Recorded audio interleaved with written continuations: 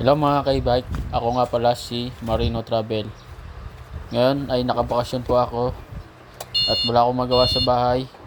Ngayon ay itutur ko kayo sa aming subdivision dito sa Amaya.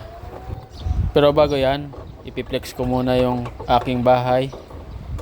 Yan po yung aking bahay. At shout out po sa aking napakabait na kapitbahay si Sir Christian Oñate. Shout out po sir. Shout out na rin po sa aking mga kapitbahay dito po sa Amaya Escape Cabuyao. Ngayon, ang unang pupuntahan natin mga ka-e-bike ay ang single home. Dito lang po yan sa likuran namin mga ka-e-bike. Ang kagandahan po sa single home mga ka-e-bike, meron po silang second floor. Kaya napakagandang presyo rin po ito mga ka-e-bike. Siguro po mga ka-e-bike ay mga mayayaman po ang nakatira po dito sa single home. Yan po, pag nakikita nyo po sa aking likuran, yan po ang itsura ng single home. Napakagandang bahay. Sa ngayon mga ka-e-bike, marami na rin po mga nakatira po dito sa Amaya Escape Cabuyao. Ang kagandahan po dito sa amin, walang gulo, walang maingay, walang marites, at safe na safe po kami dito sa loob ng subdivision. Malapit rin po kami sa mga palengke, paaralan at hospital. Kaya mga ka-e-bike, kung gusto nyo rin po tumira dito sa amin, mag-inquire lang po kayo sa Facebook page ng Amaya Escape. Kung makikita nyo po sa aking likuran mga ka-e-bike, ay meron po silang mga bagong gawang bahay. Kaya paunahan lang po sa pagkuha ng slot kasi mabilis pong maubos ang mga slot ng mga bahay dito sa Amaya Escape Cabuyao. Kung mapapansin nyo mga ka-e-bike, 3 to 5 minutes lang po ang lakad mula sa main gate papunta sa aking bahay. Ito rin po ang rason kung bakit bumili ako ng e-bike, para hindi na ako mapagod sa paglalakad at mainitan sa sikat ng araw. Pag inutusan po ako ng aking asawa na mamalengke or bumili lang ng suka dyan sa tindahan, ito po ang gamit ko, ang e-bike. Dito sa Amaya mga ka-e-bike, meron po silang amenities tulad po ng swimming pool. Makikita nyo po sa aking likuran, meron pong naliligong mga bata, meron din pong clubhouse at basketball court. Yan po yung Bureau of Fire, meron po silang meeting dyan sa clubhouse, at yung sa gilid ng clubhouse meron pong basketball court. Alam nyo mga ka-e-bike, nung bata ako, pangarap ko talaga na magkaroon ng sariling bahay. Kaya nung simula po na magbarko po ako, yung sweldo ko po ay tinitipid ko po yon para makaipon at makabili ng sariling bahay.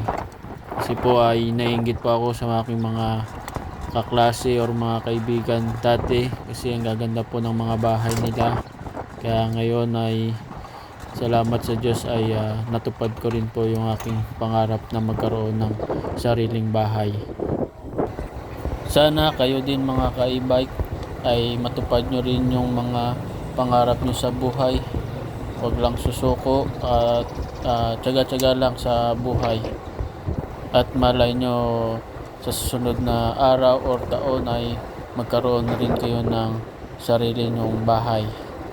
Shout out na rin po pala sa aking company, sa aking barko, sa Samara Cruises, sa mga kasamahan ko po dyan sa barko. Ingat kayo palagi, ingat po kayo sa inyong trabaho at sa inyong biyahe. Sa ngayon mga ka-e-bike, nandito tayo sa bungalow pad at twin pad na mga bahay.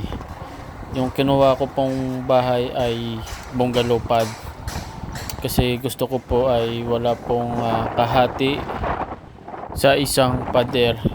Hindi po tulad ng twin pad ay magkahati po sila sa isang pader. Sa bungalow pad naman po ay pwede naman po siyang gawing second floor. Pag meron po kayong budget, pwede po nyong ipa-extend at gawing second floor. Sa ngayon po mga ka-e-bike, yung aking bahay ay naka bank financing. Ibig sabihin po nun ay meron po akong loan sa bangko. 15 years to pay po siya. Kaya medyo mabigat rin po sa bulsa. Pero kaya yan. Andyan si Lord, mga ka-e-bike. Pag nainip po ako sa aking bahay, ito po aking ginagawa. Umiikot sa loob ng subdivision upang pagmasdan at makita ang mga magagandang bahay ng aking kapitbahay, para lalo pa akong ma-inspire sa aking buhay at makamit pa ang aking mga pangarap. Hindi naman masama ang mangarap mga ka-e-bike. Ang masama ay yung wala kang ginagawa sa iyong pangarap. Huwag rin tayo sumuko sa ating buhay, kasi ang sumusuko ay hindi nagwawagi. Meron lang po akong konting advice mga ka-e-bike, lalo na po sa mga nagdadrive ng e-bike. Mag-ingat lang po sa pagdadrive sa kalsada, slowly at safety lang po mga ka-e-bike. Hanggang dito na lang muna mga ka-e-bike, kasi hinahanap na ako ng aking asawa. Kailangan ko na pong umuwi.